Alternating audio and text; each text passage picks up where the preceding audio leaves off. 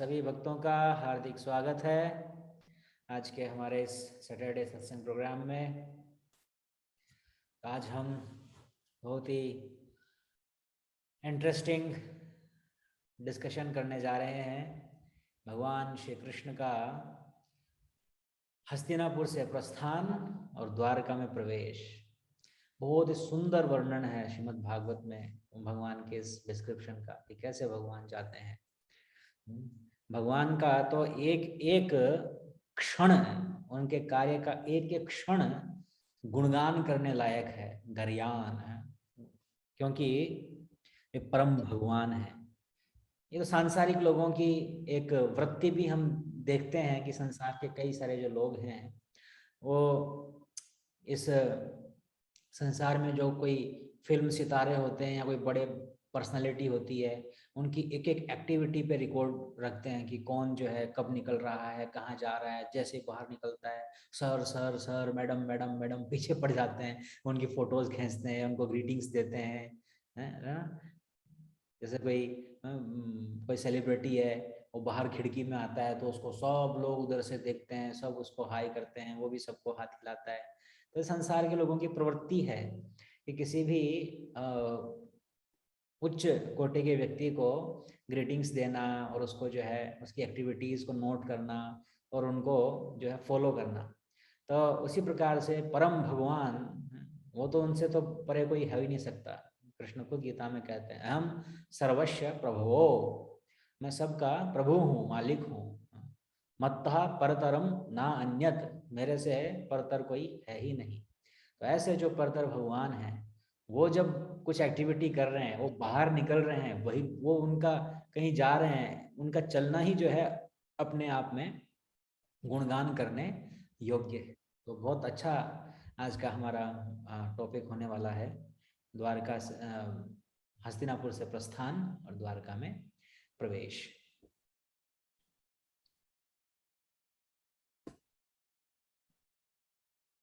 आपके लिए हमेशा मैं कुछ ना कुछ स्लाइड्स लेकर के आता हूँ ताकि जो है जो हम सुन रहे हैं उसको हम थोड़ा बहुत विजुअलाइज भी कर सकें कि क्या एक्चुअल में बैकग्राउंड में चल रहा है। वैसे तो खैर जब हम कथा सुनते हैं तो अपने माइंड में एक इमेज बन जाती है, और श्रील प्रभुपाद जी कहते हैं कि जब हम कथा सुनते हैं तो जो भावपूर्वक जो हमारे मन में जो इमेज बनती है तो वो वास्तव में रियल इमेज होती है। जो हम ये फिल्म कलाकारों के द्वारा बनाए हुए वो देखते हैं तो वो तो एक तरह से इसने जो भी डायरेक्टर या जो भी एक्टर है वो अपने मनोभाव उसके द्वारा जो है वो प्रकट करता है, तो उसके जो भाव हैं वही प्रकट होते हैं। लेकिन वास्तव में जो क्या सीन है, वो हमारे क्या भाव है, वो तब प्रकट होते हैं जब हम खुद जो है प्रॉपर सोर्स से भगवान के विषय में सुनते हैं। तो जो भाव प्रकट होते हैं वो वास्तव में रियल होते हैं। और वैसे भी जो पेंटिंग्स में ज़्यादातर जो पेंटिंग्स मैं सेलेक्ट करके आपको दिखाने का प्रयास करता हूँ, वो मैं कोशिश करता हूँ कि सब के सब प्रभुपाद जी के निर्देशन में बनी हुई पेंटिंग्स हो, या तो प्रभुपाद जी के निर्देशन में बनी हुई या फिर उनके शिष्यों द्वारा, गौड़िया वैष्णव संप्रदाय द्वारा, अच्छे भक्तों के द्वारा बनाई गई पेंटिंग्स हो। क्योंकि भक्तों का जो मनोभाव है वो जो हम देखते हैं तो उससे जो है दिव्य आनंद की अनुभूति होती है। तो जितने भी स्लाइड्स में मैं पेंटिंग्स प्रेजेंट करने का प्रयास करता हूँ वो प्रमाणिक डिस्क्रिप्शन के अनुसार ही वो पेंटिंग प्रस्तुत करने का प्रयास करता हूँ। Hare Krishna. So slide show, okay.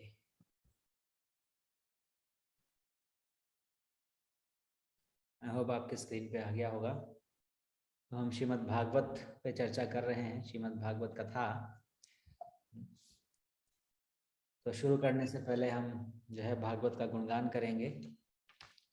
ओम नमो भगवते वासुदेवाय, ओम नमो भगवते वासुदेवाय, ओम नमो भगवते वासुदेवाय।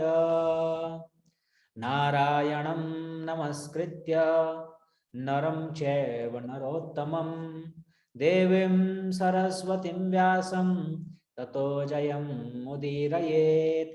नष्टप्रायेष्वभद्रेषु नित्यं भागवत सेवया भगवतीरुत्तमा श्लोके भक्तिरभवती नैष्ठकी। जय ग्रंथराज श्रीमद् भागवतम की जय। प्रीत पावन जगद्गुरु श्री प्रभुपाद की जय। ओम अज्ञानतिमिरन्धस्य ज्ञानञ्जनशलाकया चक्षुरुन्मिलितं येन तस्मै श्रीगुरुवे नमः। श्रीचैतन्यमनोभीष्टं स्थापितं येन भूतले स्वयं रूपकदा मह्यं ददाति स्वपदान्तिकं। नमामि विष्णुपादाय कृष्णपृष्ठाय भूतले श्रीमते भक्तिवेदान्तस्वामिनिति नामिने। नमस्ते सरस्वते देवे गौरवाणी प्रचारिणे निर्विशेष शून्यवादी पाश्चात देश तारिणे। जय श्री कृष्ण चैतन्य प्रभु नित्यानंदा श्री अद्वैत गदाधर शिवासादि गौर भक्त वृंदा। हरे कृष्णा कृष्ण कृष्णा हरे हरे, हरे राम राम राम हरे हरे। हरे कृष्ण। तो लास्ट सेशन में हमने देखा था कि किस प्रकार से महाराज युधिष्ठिर भगवान श्री कृष्ण के द्वारा उपदेश दिए जाने पर भी समझ नहीं रहे थे उनकी बातों को। फिर स्वयं भगवान उनको समझाने का प्रयास किए लेकिन वो समझे नहीं। तो फिर खुद भगवान जो है उनको कहाँ लेकर के गए? भगवान उनको लेकर के गए व्यास भीष्म देव के पास। भीष्म देव के पास स्वयं भगवान युधिष्ठिर महाराज और सारे पांडवों को वहां पर लेकर के गए और वहां पर भीष्म देव ने बहुत सुंदर सुंदर उनको उपदेश दिए। तो भीष्म देव से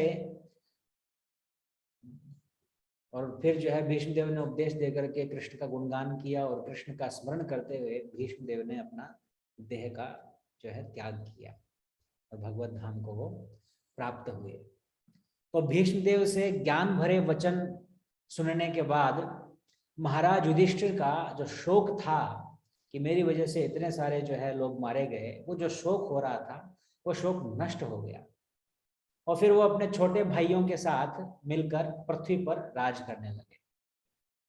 जब महाराज युधिष्ठिर राज कर रहे थे तो उस समय राज्य में वर्षा नियमित रूप से होती थी और पृथ्वी पर समस्त प्रकार के प्राणियों के लिए प्रचुर मात्रा में अन्न था, फल थे, सब्जियां थी, जितने भी उनको आवश्यकताएं थी प्रजा की, वो सारी आवश्यकताओं की पूर्ति अच्छे से हो रही थी। गायें बहुत प्रसन्न थी उनके राज में और वो गायें जो है इतनी प्रसन्न थी, प्रसन्नता के कारण उनके थन जो है वो सदैव दूध से भरे रहते थे और उनके थनों से दूध ऐसे चूता रहता था थन, क्योंकि पूरी धरती जो है नम रहती थी उनके दूध से।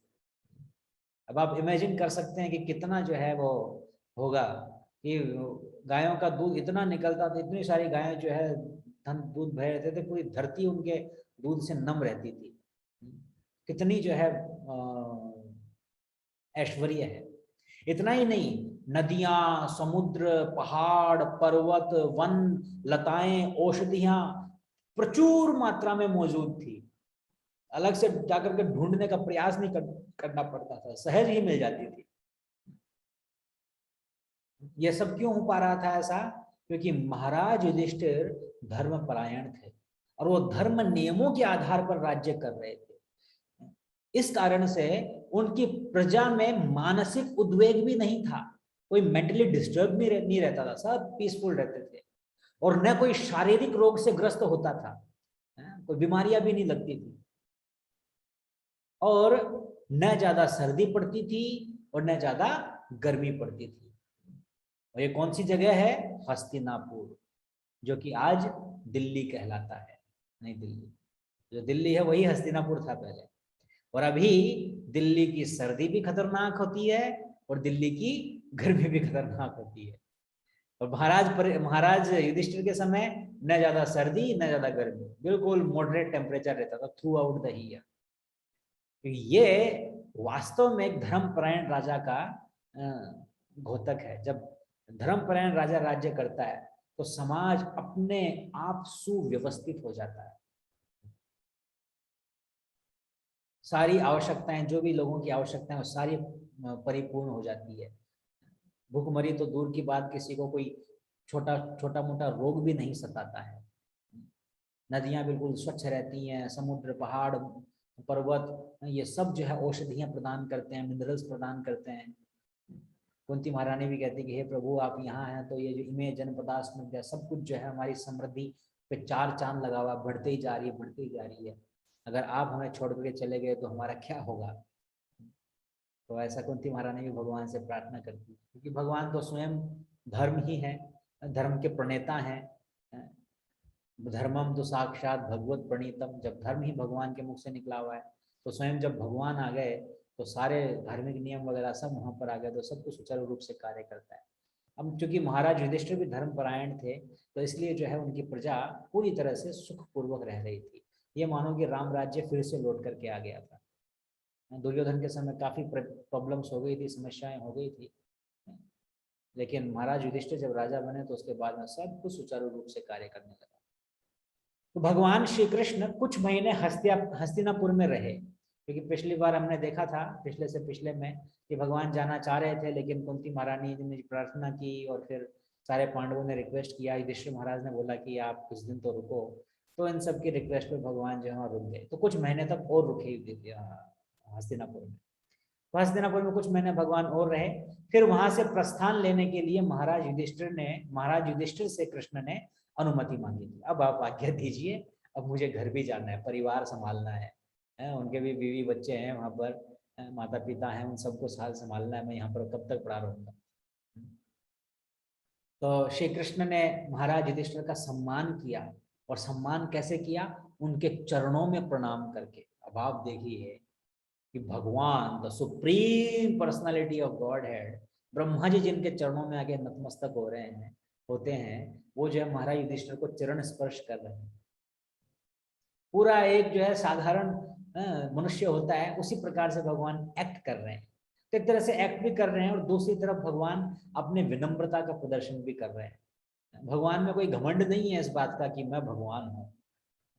भगवान ऐसे घमंड से फूले, भगवान न तो भगवान घमंडी हैं, और न भगवान को घमंडी लोग पसंद हैं। कृष्ण जो है घमंडी लोगों को पसंद नहीं करते, इसलिए कई भक्त जो है, प्रभुपाद जी कहते हैं, प्रभुपाद जी एक शब्द यूज में लेते हैं, पफ्ड अप। जैसे पूड़ी होती है, पूड़ी को जब हम तलने के लिए डालते हैं तो वो फूल जाती है, तो मतलब पफ्ड अप मतलब फूल गई। तो ऐसा कोई पफ्ड अप रहता है, फूला हुआ रहता है घमंड से, तो भगवान उसको पंक्चर कर देते हैं आसानी से। भगवान को ऐसे फूले हुए लोगों को पंक्चर करना बहुत अच्छा लगता है, क्योंकि भगवान को फूले हुए लोग अच्छे नहीं लगते, इसलिए उनको पंक्चर करना, उनको जो है उनकी घमंड को तोड़ना भगवान को बहुत अच्छा लगता है। इस संदर्भ में शास्त्रों में बहुत सारी कथाएं हैं, कैसे भगवान जो भक्तों का घमंड तोड़ते हैं। तो घमंड भगवान को पसंद नहीं है, भगवान खुद विनम्र हैं, और उनके भक्त तो जो है महाविनम्र होते ही हैं। तो विनम्रता के कारण भगवान खुद युधिष्ठिर महाराज के चरण स्पर्श कर रहे हैं। अब महाराज युधिष्ठिर को बड़ा शर्म लगी, तो उन्होंने तुरंत जो है भगवान, अरे क्या कर रहे हो वासुदेव, उनको उठा करके उनको महाराज युधिष्ठिर ने कृष्ण को गले लगा दिया।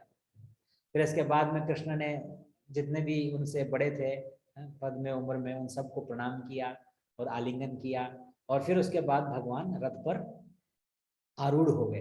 तो जब भगवान रथ के ऊपर आरूढ़ होने के लिए आए थे, जा रहे थे, तो उस समय सुभद्रा, द्रौपदी, कुंती, उत्तरा, गांधारी, धृतराष्ट्र, युयुत्सु, कृपाचार्य, धौम्य, ऋषि धौम्य, पांडवगण, ये सब लोग वहां पर आ गए। ये सब लोग वहां पर जो है, और जब देख रहे थे कि कृष्ण चढ़ रहे हैं रथ पर, उसको देख करके उनका मन इतना भारी हो गया, इतना भारी हो गया कृष्ण के विरह के कारण, वो सब लोग ऑलमोस्ट मूर्छित हो गए, अर्जुन को छोड़ करके। अर्जुन मूर्छित नहीं हुए, बाकी सब ऑलमोस्ट ऐसे गिरने पड़ने, हाय रे भगवान जा रहे, ऑलमोस्ट मूर्छित हो गए। अर्जुन इसलिए नहीं हुए क्योंकि अर्जुन को सौभाग्य प्राप्त हुआ था कि वो कृष्ण के साथ जाएंगे, इसलिए अर्जुन जो है उनको मूर्छा नहीं आई। अर्जुन तो खुश हो रहे थे कि आह वासुदेव के साथ जाने को मिलेगा। बाकी सब लोग जो लगभग मूर्छित हो गए।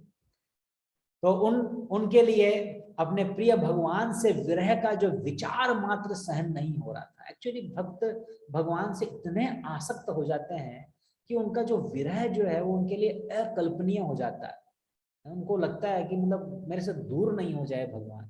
वहां आसक्ति हो जाती है भगवान से।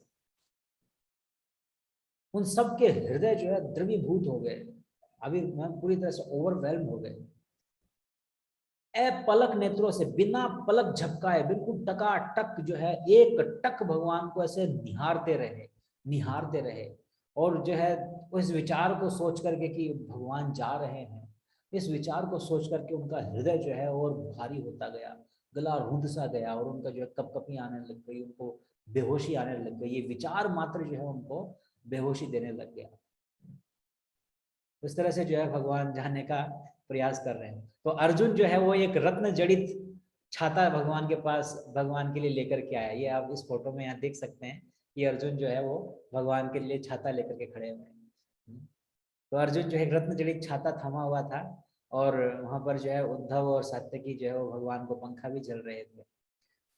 तो उस समय क्या हुआ कि महल की कुछ स्त्रियां वहां पर भगवान के पास में आई। तो महल की जितनी भी स्त्रियां थी, कहे भगवान जा रहे हैं, ठाकुर जी जा रहे हैं, अब चलो चलो चलो चलो जल्दी से दर्शन करते हैं। तो जैसे जब कई बार हम देखते हैं ना दर्शन बंद होने वाले को, सब लोग भागते हैं, भागो भागो भागो, दर्शन बंद होने वाले, भगवान जाने वाले, तो सब लोग भागते हैं बड़े उत्कंठा से दर्शन करने के लिए। तो उसी भाव से जो है स्त्रियां, जो है महल की स्त्रियां सब अंतिम दर्शन करने के लिए आई। बहुत कठिनाई से उन्होंने अपने आंसुओं के ऊपर कंट्रोल किया। अब आप यहाँ हस्तिनापुर की स्त्रियों का भाव देखिए कृष्ण के प्रति।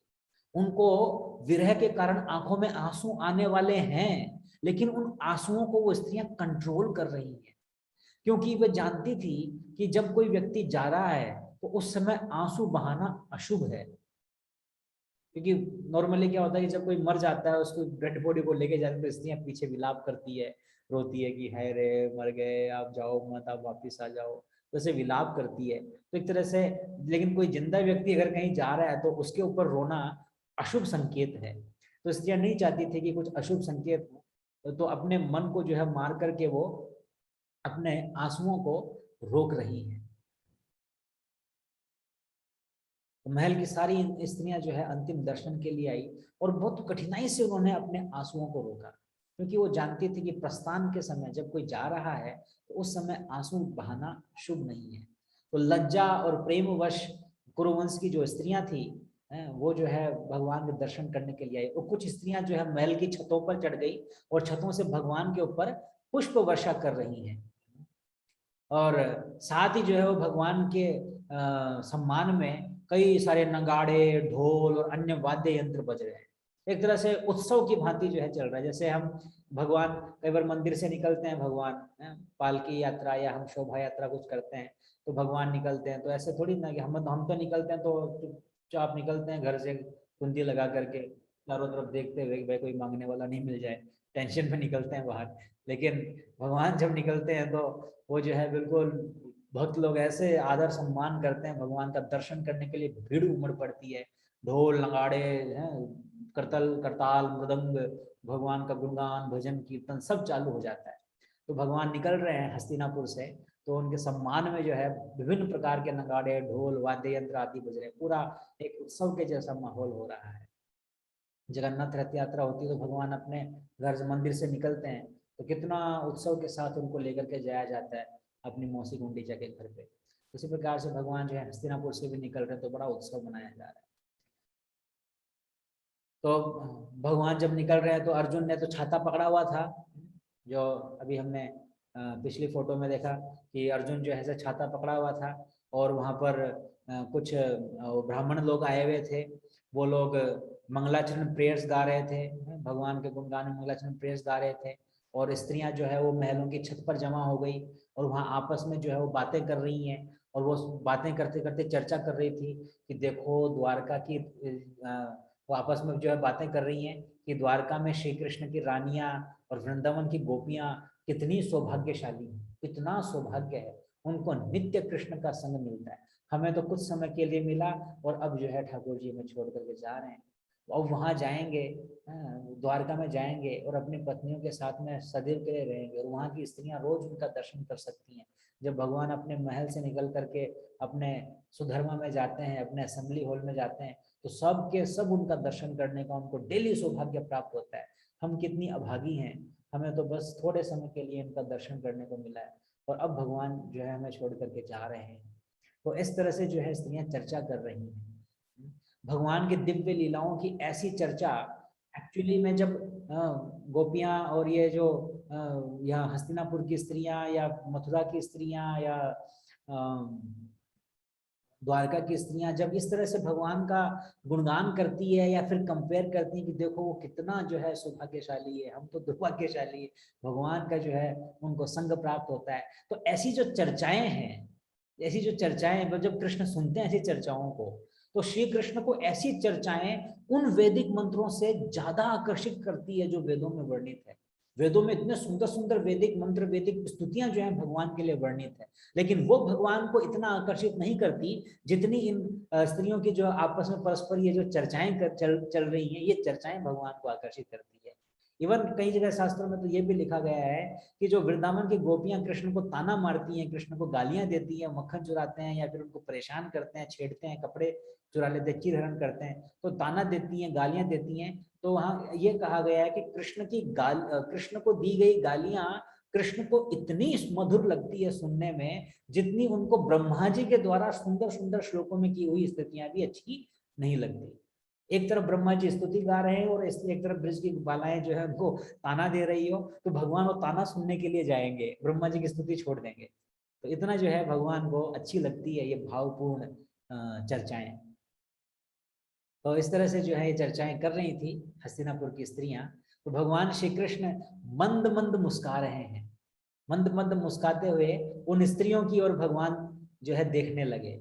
मंद मंद भगवान मुस्काए और उन स्त्रियों की ओर भगवान देखने लगे। ये देखिए भगवान जा रहे हैं, कितना सुंदर चित्र है ये मेरा one of the favourite painting है, मेरी बहुत सुंदर पेंटिंग लगती है मुझे ये। ठाकुर जी जो है कितना बिल्कुल मस्त चाल में चलते हैं। तो भगवान मंद मंद मुस्काते हुए उन स्त्रियों की तरफ देखते हैं, ऊपर एक स्माइल देते हैं और उनका जो भक्ति भाव है उन स्त्रियों का, उस भक्ति भाव को भगवान स्वीकार करते हैं। वास्तव में भगवान जो है हमारा जो ऐश्वर्य जो होता है, जो ऐश्वर्य हम भगवान को अर्पित करते हैं, उस ऐश्वर्य को भगवान स्वीकार नहीं करते।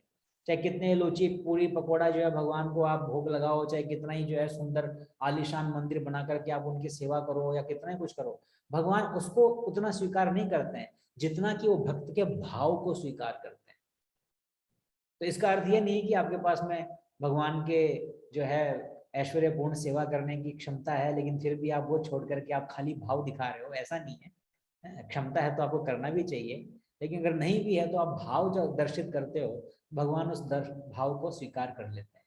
तो कृष्ण ने मंद मंद मुस्काते हुए जो उन स्त्रियों की ओर देखा और भक्ति भाव से उनका जो भक्ति भाव था उसको भगवान ने स्वीकार किया। इसके बाद भगवान नगर से बाहर चल पड़े। महाराज युधिष्ठिर जो है उन्होंने कृष्ण के साथ जाने के लिए एक छोटी सेना की टुकड़ी भेजी, क्योंकि एक्चुअली पहले डकैत वगैरह बहुत हुआ करते थे रास्ते में। तो अकेला कोई आदमी जाए तो उसको जो है चोरी कर ले, लूट ले। तो खैर भगवान को तो कौन लूटेगा, भगवान तो खुद जो है सबसे बड़े लुटेरे हैं, वो तो अच्छे अच्छे को लूट लेते हैं। लेकिन एक्चुअली भगवान वास्तव में चोर हैं। जैसे एक चौराष्ट्रकम आता है तो उसमें ये बहुत सुंदर लाइन आती है, समस्त जन्मार्जित पाप चोरम। भगवान तो इतने बड़े चोर हैं कि जो कोई चोरी कोई नहीं कर सकता वो चोरी भगवान कर लेते हैं। क्या चोरी है कि लोगों के कई कई जन्मों के द्वारा अर्जित जो पाप है हृदयों में, उस पाप को भी भगवान चोर लेते हैं, डाका डाल देते हैं, हृदय से निकाल लेते हैं सारे पापों को। समस्त जन्मार्जित पाप चोरम चोराग्रगण्यम पुरुषम नमामि। भगवान चोराग्रगण्यम यानी सारे चोरों में भी सर्वश्रेष्ठ है। कोई ऐसा काम नहीं है जिसमें भगवान श्रेष्ठ ना हो, भगवान चोरी करने में भी श्रेष्ठ है। चोराग्रगण्यम पुरुषम नमामि। लेकिन फिर भी युधिष्ठिर महाराज का भाव था कि मैं जो है प्रोटेक्शन के लिए भेजूं, तो उन्होंने प्रोटेक्शन के लिए कृष्ण के साथ में एक छोटी सेना की टुकड़ी भी भेज दी और स्नेहवश अपने भाइयों के साथ में जो है कुछ दूर तक भगवान को सी ऑफ करने के लिए, छोड़ने के लिए वो चल पड़े। जैसे हमारे भी गेस्ट आते हैं तो हम उनको छोड़ने के लिए गेट तक तो आते ही हैं, सी ऑफ करने के लिए गेट तक तो आते ही हैं। तो युधिष्ठिर महाराज जो है थोड़ा और दूर तक जो है उनके साथ में चले उनको छोड़ने के लिए। फिर अंततः जो है फाइनली काफी दूर तक आ गए तो कृष्ण ने पांडवों से कहा कि अब आप लोग घर जाइए और आराम से रहिए, अब मैं आगे मेरे शहर द्वारका के लिए बढ़ता हूँ। फिर कृष्ण जो है वो आगे बढ़ चले। तो कृष्ण जब जा रहे थे तो वो कई सारे प्रांतों से होते हुए निकले। तो वर्णन आता है वहाँ पर, कुरुजांगल, पांचाल, सूरसेना, ब्रह्माव्रत, कुरुक्षेत्र, मत्स्या, सारस्वता, इवन मरुस्थलों से होते हुए भी गए। भगवान राजस्थान से होते हुए भी गए थे। तो मरुस्थल, इन सब जो है जगहों से भगवान होते हुए निकले। तो हर संध्या को भगवान विश्राम करते थे, ताकि सूर्यास्त के बाद जो पूजा आदि होती है वो भगवान कर सके। क्योंकि भगवान जो है खुद अपने उदाहरण से, भगवान खुद भी पूजा अर्चना आदि करते थे। अब भगवान किसकी करेंगे, वो तो खुद की करते थे, उनसे ऊपर कोई है नहीं जिसकी पूजा वो करेंगे। तो इस प्रकार से जो है भगवान उदाहरण प्रस्तुत करने के लिए एक आइडियल गृहस्थ, एक आदर्श गृहस्थ को कैसा होना चाहिए, एक आदर्श गृहस्थ को कैसा होना चाहिए, ये उदाहरण प्रस्तुत करने के लिए भगवान अपने पर्सनल एग्जाम्पल से शो करते थे। तो भगवान शाम को रुक जाते थे ट्रेवलिंग में और फिर अपना जो भी पूजा आदि जो है वो करते थे। और फिर जहाँ से भी गुजरते थे तो वहाँ के स्थानीय लोग सम्मान देने के लिए, पता लगता था कि अरे अरे तो कृष्ण आ रहे हैं, वासुदेव आ रहे हैं, दामोदर आ रहे हैं, तो उनका सम्मान करने के लिए तुरंत वहाँ पर भागे दौड़े आते थे और उनका अच्छे से जो है आरती पूजा करते थे, स्वागत करते थे, और उनको कई सारे मूल्य उपहार भेंट में भगवान को देते थे, गिफ्ट देते थे भगवान को। तो ये हम करते भी हैं, जैसे यात्राएं वगैरह, शोभा यात्रा निकालते हैं तो भक्त लोग जो है रास्ते में रोक रोक के भगवान घर के सामने आते हैं, तो उनकी जो है पूजा आदि करते हैं, उनको दक्षिणा देते हैं, फ्रूट चढ़ाते हैं, गिफ्ट देते हैं, भक्तों को बांटते हैं।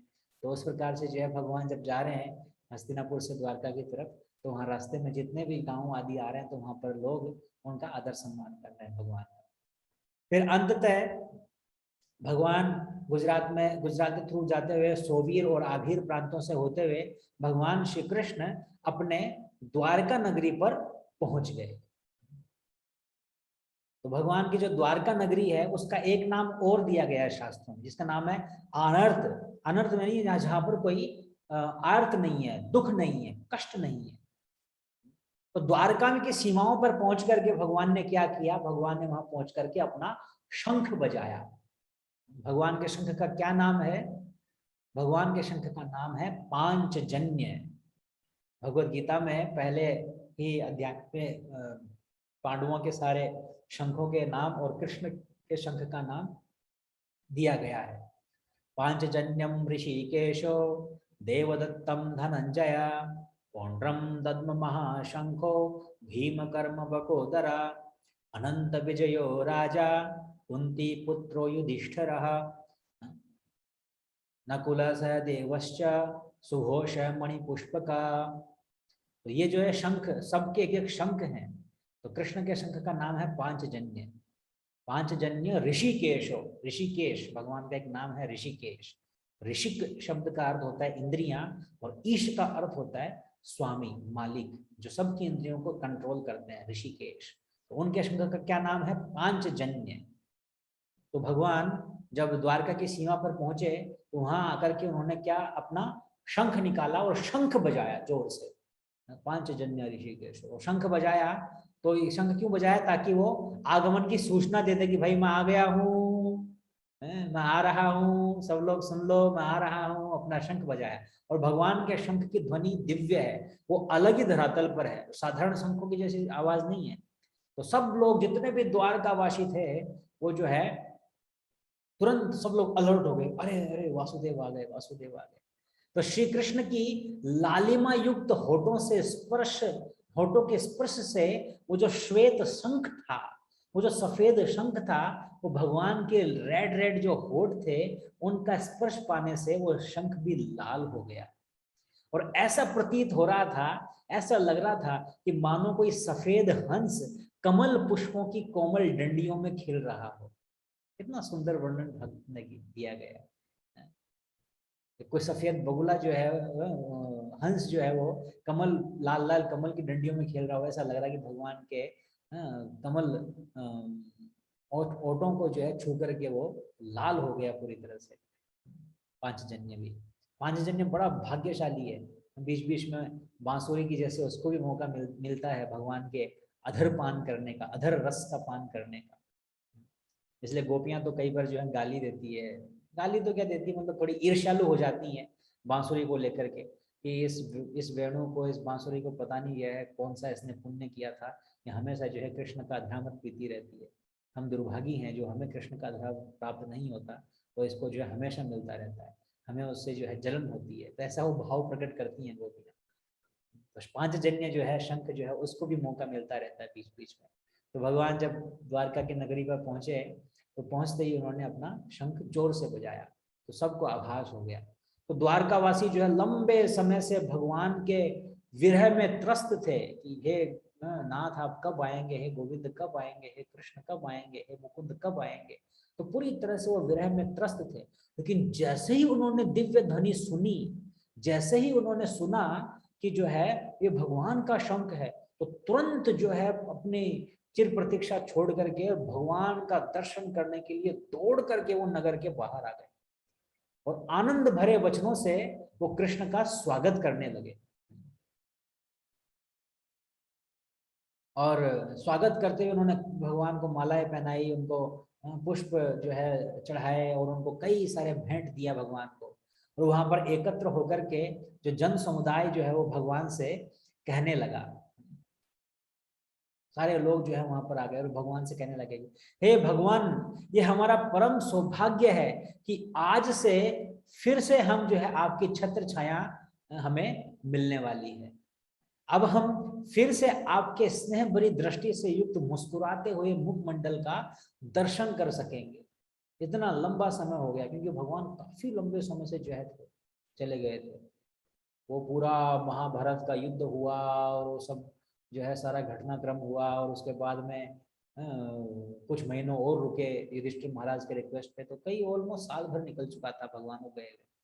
और भक्त तो जो है एक क्षण भी भगवान को अपनी आंखों से ओझल नहीं होने देना चाहते, और ये इतना लंबा समय जो है भगवान से दूर रहने के कारण द्वारका वासियों का जो हृदय जो है पूरी तरह से विरह के कारण त्रस्त हो चुका था।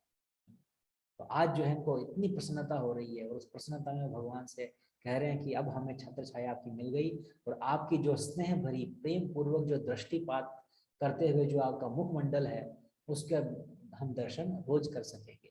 हे कमल नयन प्रभु, जब भी आप अपने मित्रों एवं परिजनों से मिलने मथुरा या हस्तिनापुर जाते हैं, तो आपके विरह में एक एक क्षण हमें एक एक युग के समान प्रतीत होता है। वास्तव में शुद्ध भक्त का ये भाव होता है, एक एक क्षण जो है उनको एक एक युग जैसा लगता है। चैतन्य महाप्रभु भी जो है वो शिक्षाष्टक में कहते हैं, युगायितम निमीषेणा चक्षुषा प्रावशायितम शून्यायितम जगत सर्वम गोविंद विरहेण में। हे गोविंद, आपके विरह में ये जगत जो है हमें शून्य लगता है, कोई औचित्य नहीं है। ये धन जन परिवार घर गृहस्थी सब बेकार है, सब बेकार है, क्योंकि आप ही नहीं है तो सब बेकार है, क्या फायदा। गोविंद विरहेण में युगायतम निमिषेणा, एक निमिष, निमिष मतलब पलक झपकाने का जो समय होता है, पलक झपकाने में कितना टाइम लगता है, फ्रैक्शन ऑफ सेकंड, सेकंड भी नहीं लगता, फ्रैक्शन ऑफ सेकंड है। पलक झपका के आप देखिए कितना टाइम लगता है, फ्रैक्शन ऑफ सेकंड, उस समय को कहा गया है निमिष। तो एक निमिष मात्र पलक झपकाने जितना टाइम है, वो भी हमें एक युग के जैसा लगता है, एक युग बीत गया हो। एक युग कितना लंबा होता है, लाखों साल का एक युग होता है, ऐसा लगता है लाखों करोड़ों साल बीत गए हैं आपके दर्शन करने के लिए। तो उस समय आपको न देख पाने के कारण हमारे ये नेत्र जो हैं ये व्यर्थ हैं, यूजलेस हैं, कोई फायदा ही नहीं है इन आंखों को लेकर के डोलने का। हे नाथ, यदि आप सदैव के लिए बाहर रहेंगे तो फिर हम कैसे हमारा जीवन धारण कर पाएंगे। जब आप ही हमारी आंखों के सामने रहेंगे तो जीने का क्या फायदा। तो देखिए द्वारका वासियों का कितना अच्छा मनोभाव है भगवान के प्रति, और ब्रजवासियों का, वाह, ब्रजवासियों का तो कहना ही क्या। जब कृष्ण चले गए थे वृंदावन छोड़ करके, अक्रूर जी आए भगवान को ले गए, गोपियां इतनी गालियां दी अक्रूर जी को, इतनी गालियां दी, इतनी गालियां दी, कहते हैं कि नाम रखा इसकी माँ ने इसका अक्रूर, अक्रूर यानी जिसमें कोई क्रूरता नहीं है। लेकिन काय का अक्रूर, ये तो महाक्रूर है। ये महाक्रूर है, कृष्ण को हमारे से दूर लेके चला गया। इसकी माँ ने सोच समझ करके नाम नहीं रखा, इसका नाम रख दिया अक्रूर। किस बात का क्रूर? ये तो महाक्रूर है, इसका नाम महाक्रूर रखना चाहिए था। ऐसे बहुत लांछन लगाती है वो अक्रूर के ऊपर। एक भजन गीत में भी आता है कि गोकुल को छोड़ के जब से गए वापस नहीं आए। आप जब से यहाँ छोड़ करके गए आप वापस आए ही नहीं। हमसे क्या खता हो गई, क्या गलती हो गई कि आप वापस आ ही नहीं रहे। तो ब्रजवासी कृष्ण के विरह में इतना इतना जो है वो परेशान हो गए थे, उन्होंने खाना पीना सब छोड़ दिया। सब ऐसे सूख करके कांटे हो गए थे, दुबले पतले सबके सब। ऐसा नहीं खाली नंद महाराज, यशोदा या राधा रानी, गोपियां ना, सबके सब, पूरा का पूरा वृंदावन जो है कृष्ण के विरह में बिल्कुल सूख के कांटा हो गया था, क्योंकि खाने की इच्छा ही नहीं होती थी। रोज तो कृष्ण के दर्शन करते थे तो मन प्रफुल्लित होता था, खुशी मन में खा लेते थे। और अब कृष्ण है ही नहीं तो किसके लिए खाएं? जी करके क्या फायदा, किसके लिए जिए? तो नंद महाराज एक दिन विचार किए कि अरे, अगर हम खाएंगे नहीं तो हम मर जाएंगे। और अगर मान लो हम सब के सब मर गए और कृष्ण अगर आ गए और उसने हम सबको मरे हुए देखा तो उसका मन कितना दुखी होगा। चलो इसी बहाने जो कृष्ण आ सकते हैं, कभी भी आ सकते हैं, तो हम कम से कम कृष्ण को ये दुख तो ना दें कि हमारे मरने पे वो दुखी हो। इसलिए थोड़ा थोड़ा खा लो जीवन यापन के लिए। तो बस थोड़ा सा वो खाते भी किस लिए थे? ताकि कृष्ण को ये दुख ना हो कि हम मर गए। ये ब्रजवासियों का भाव है, ब्रजवधु गोपियों का ये भाव है। इसीलिए चैतन्य महाप्रभु कहते हैं रम्या काजिर उपासना वर्ग ब्रजवधु वर्ग बीज। जो ये ब्रजवधुओं का, गोपियों का जो प्रेम है कृष्ण के प्रति, ये सबसे टॉप क्लास है, सबसे highest mode of worship. Ramananda Rai से चैतन्य महाप्रभु का डिस्कशन जो होता है, उसमें चैतन्य महाप्रभु रामानंद राय से बहुत अच्छे अच्छे प्रश्न पूछते हैं। अल्टीमेटली जो है पूछते बोलते रहते और कहो और कहो, और इससे भी हायर सबसे टॉप मोस्ट जाते हैं। गोपियों का जो जो सबसे उच्च पूजा किसकी है, सबसे ऊंची जो है जो भाव किसका है, वो मतलब गोपियों का भाव है। ब्रह्मा जी की प्रार्थनाएं, संस्कृत की प्रार्थनाएं भी इतनी जो है अच्छी नहीं है जितनी गोपियों की जो ब्रज भाषा में कृष्ण को ताने मारती हैं, वो ग्लोरीफाइड है। कृष्ण उससे ज्यादा प्रसन्न होते हैं। तो ये भाव है, विरह का भाव, विप्रलंब भाव। तो यहाँ द्वारकावासी भी इस विप्रलंब भाव में है, और वो इस भाव को जो है प्रदर्शित कर रहे हैं, भगवान को बता रहे हैं कि हे प्रभु, आप जब हस्तिनापुर चले गए, जब आप हस्तिनापुर या मथुरा में किससे मिलने जाते हैं, तो हमारे लिए तो एक एक क्षण एक एक युग के जैसा हो जाता है। और आप अगर हमेशा के लिए चले गए तो हमारा क्या होगा, हम अपना जीवन धारण कैसे कर पाएंगे? इस प्रकार से अपना मनोभाव ये भगवान श्री कृष्ण को प्रकट कर रहे हैं। तो द्वारका में फिर भगवान प्रवेश किए, आगे बढ़े। तो द्वारका में प्रवेश करते समय श्री कृष्ण ने उन नागरिकों के ऊपर अपनी कृपा दृष्टि डाली, और उनके उपहार और अभिनंदन अभिवादन जो भी था वो सब भगवान ने स्वीकार किया, सहर्ष स्वीकार किया। उन्होंने देखा कि सारी नगरी भव्य रूप से सजी धजी हुई है और सारे ऐश्वर्यों से परिपूर्ण है।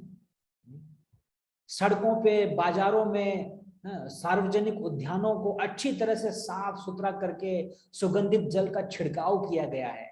नगर का प्रमुख द्वार जो है और मार्ग जो है, वहां पर मेहराब से वो केले के तने, फूलों की माला, आम पत्ते और रंग बिरंगी पताकाएं से सजा रखा है। मतलब पूरा ऐसे फेस्टिविटी, पूरा उत्सव का माहौल द्वारका वासियों ने बना रखा है। हर घर के गेट पर, हर घर के द्वार पर दही, फल, गन्ने, धूप, दीप, जल से भरे हुए मटके जैसी मंगल वस्तुएं रखी हुई थी। ये सब ऑस्पिशियस चीजें हैं, ऑस्पिशियस आर्टिकल्स हैं, ये सब वहां रखे हुए थे। और फल फूल, अक्षत बीज, ये भूमि पर यहाँ वहां बिखेरे हुए थे भगवान के स्वागत के लिए। श्री कृष्ण के आगमन का समाचार सुनकर वसुदेव, अक्रूर, उग्रसेन, बलराम जी, प्रद्युम्न, कृष्ण के सबसे बड़े बेटे प्रद्युम्न, और श्री कृष्ण के बाकी और जो पुत्र थे सांबादी, वो सब के सब बड़े प्रसन्न हो गए। सबको जो है आनंद मिलने लगा और अपने सारे काम वाम छोड़ करके तत्क्षण वहां से भागे भगवान से मिलने के लिए, दौड़े।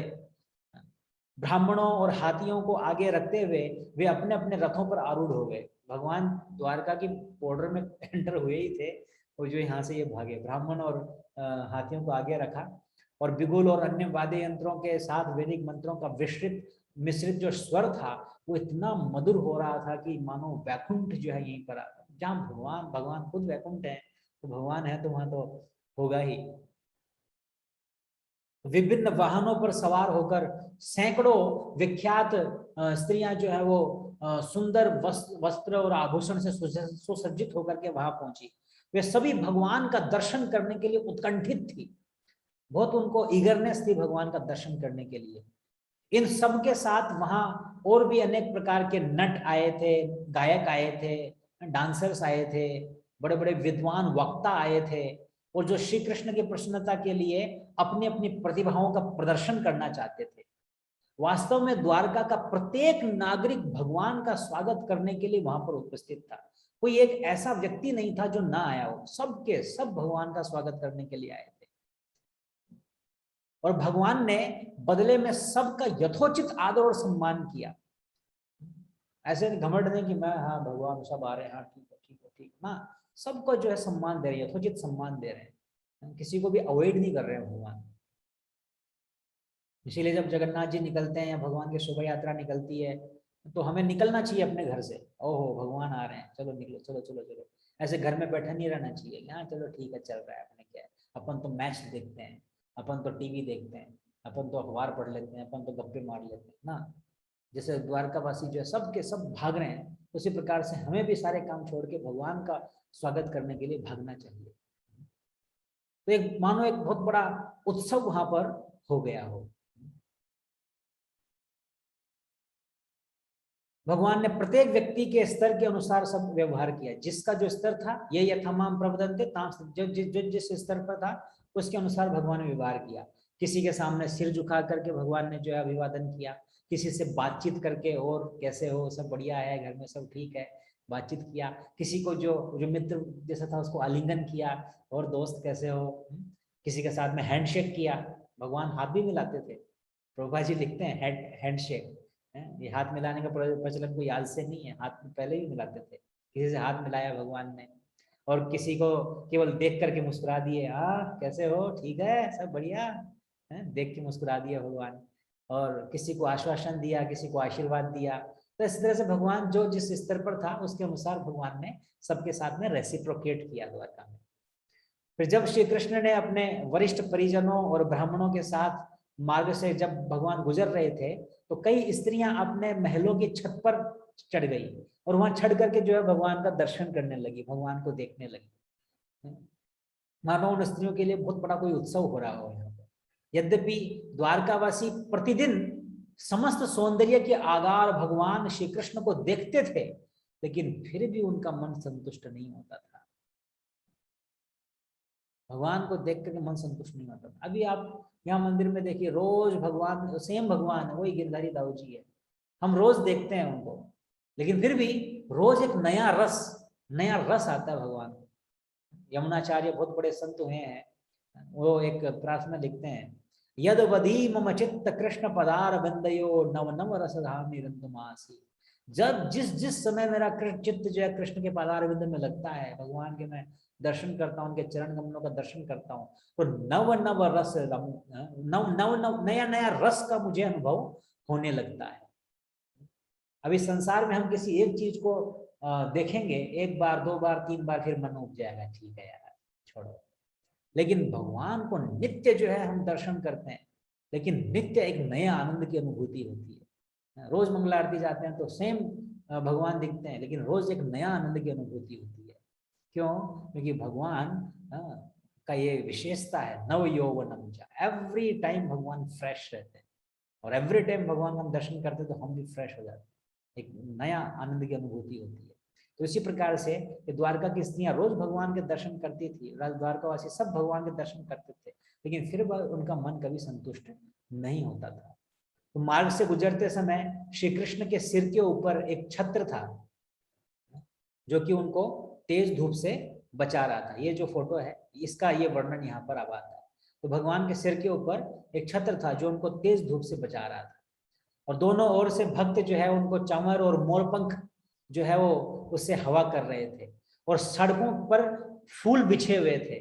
अब देखिए कैसे जो है गुलाब के अलग अलग रंग के फूल बिछे हुए, सड़कों पर फूल बिछे हुए थे, और सुंदर पीतांबर वस्त्र में भगवान ऐसे प्रतीत हो रहे थे मानो काला बादल एक साथ सूर्य, चंद्रमा और बिजली तथा इंद्रधनुष से घिरा हुआ हो।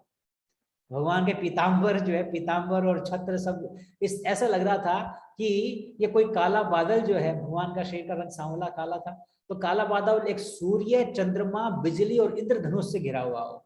इतने सुंदर भगवान लग रहे थे। जैसे ही श्री कृष्ण ने अपने पिता के महल में प्रवेश किया, देवकी सहित अन्य माताओं ने उन्हें गले लगा लिया। श्री कृष्ण ने उनके चरणों पर अपना शीश नवाते हुए उनको प्रणाम किया। जब माताओं ने स्नेह पूर्वक श्री कृष्ण को अपनी गोद में बैठाया, इतने बड़े कृष्ण हैं फिर भी जो है माताएं उनको गोद में बैठा रही है, क्योंकि वो वात्सल्य भाव है। यहाँ की माता तो नहीं बैठाएगी गोद में, मतलब इतना बड़ा हो गया, भारी तोड़ेगा हमारी गोद लेकिन वो वात्सल्य भाव के कारण कृष्ण को जो बैठा रही है गोद में, अपने गोद में बैठाया। तो ममता की तीव्र भावना के कारण उनके स्तनों में दूध आ गया।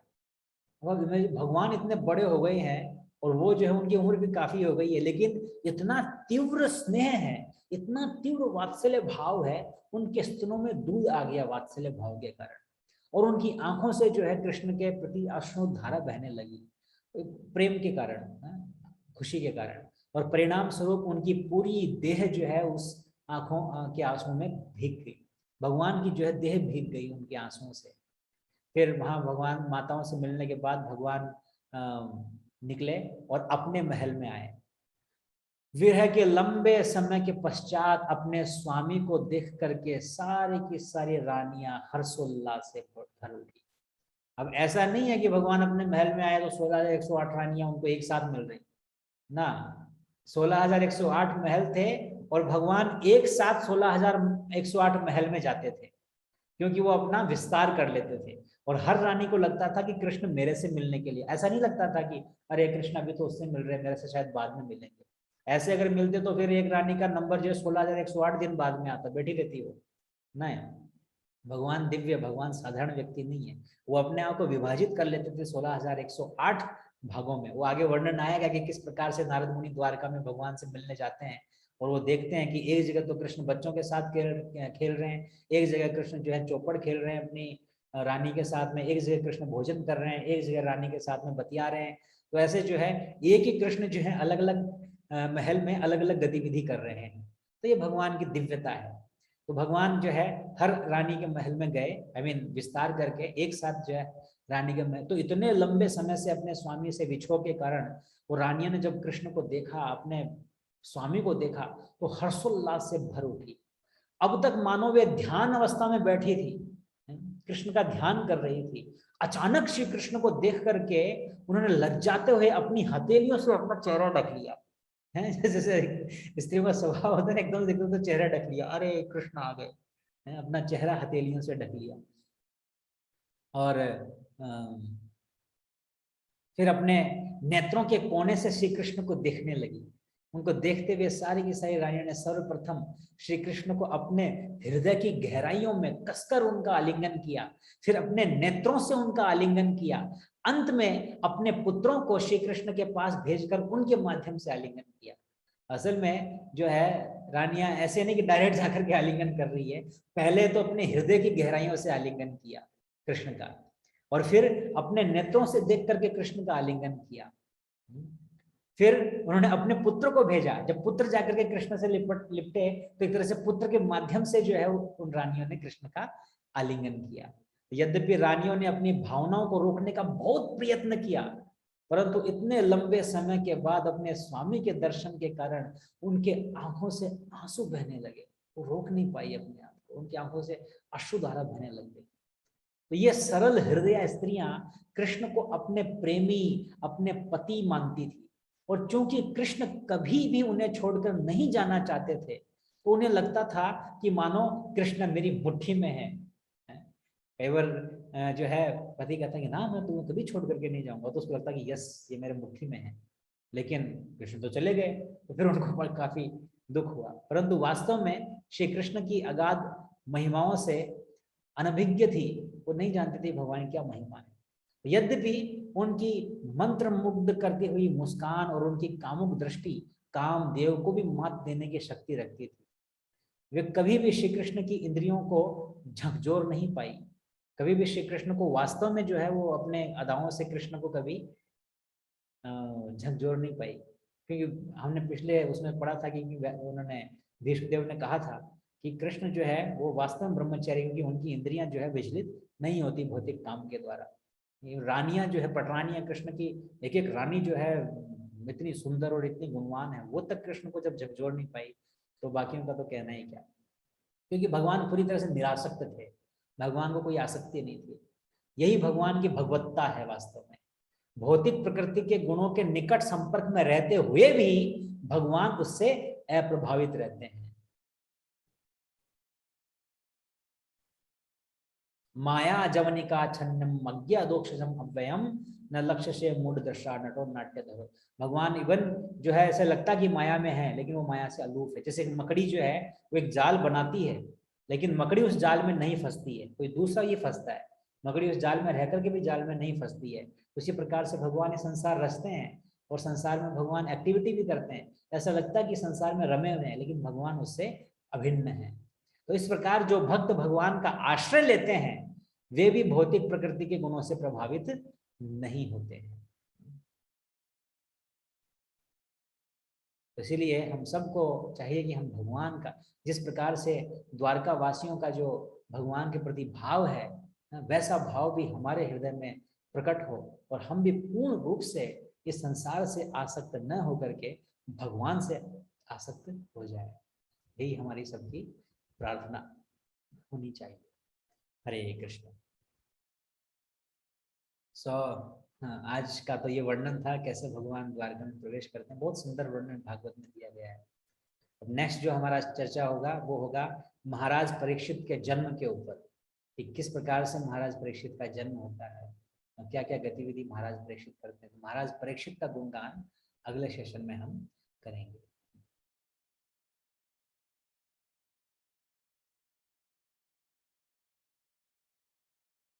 हरे कृष्ण कृष्ण कृष्ण हरे हरे, हरे राम राम राम हरे हरे।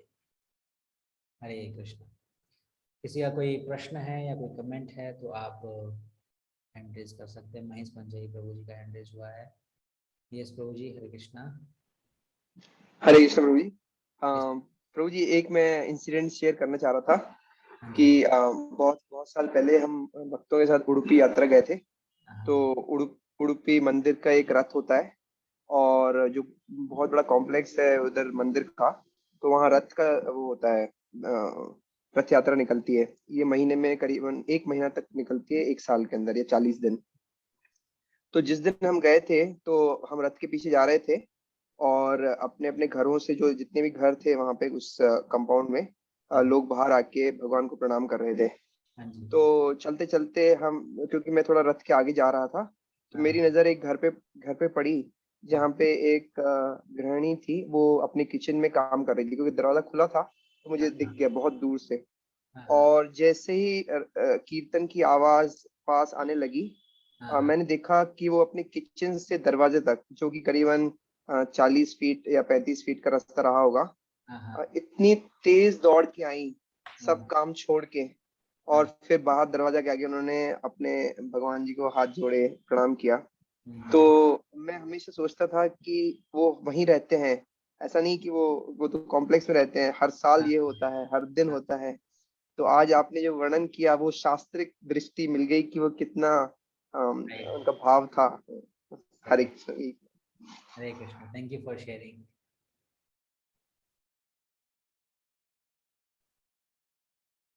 हरे कृष्णा। सुषमा माता जी, आपका हैंड रेज हुआ है। हरे कृष्णा। हाँ माता जी बोलिए। हरे कृष्णा। प्रभु जी, मेरे को वो जो अपना प्रोग्राम है ना उसके संबंध में बात करनी थी। हाँ जी, 31 को जो है। हाँ 31 को हम प्रोग्राम करने वाले हैं, लेकिन मुझे ऐसा लग रहा है कि ज़्यादातर भक्त उतने इच्छुक हैं नहीं, I don't know whatever reason में भी। तो मैं ये सोच रहा था कि क्योंकि एटलीस्ट कम से कम अगर 20 लोग भी अगर होते हैं तो हम हाँ। 2 दिन के प्रोग्राम के लिए जा सकते हैं। लेकिन अच्छा। हम देख रहे हैं अगर इतने हो गए तो फिर हम करेंगे, नहीं तो हम इतना तो करेंगे कि एक छोटा सा ट्रिप रखेंगे हम गौड़िया टेम्पल दर्शन का। इसमें गोविंद देव जी, गोपीनाथ जी, राधा दामोदर जी, विनोदी लाल जी और राधा माधव, ये सारे टेम्पल मॉर्निंग दर्शन करके हम लोग इस्कॉन मंदिर आएंगे। फिर यहाँ छोटी सी कथा करेंगे, हर टेम्पल की जो क्या विशेषता है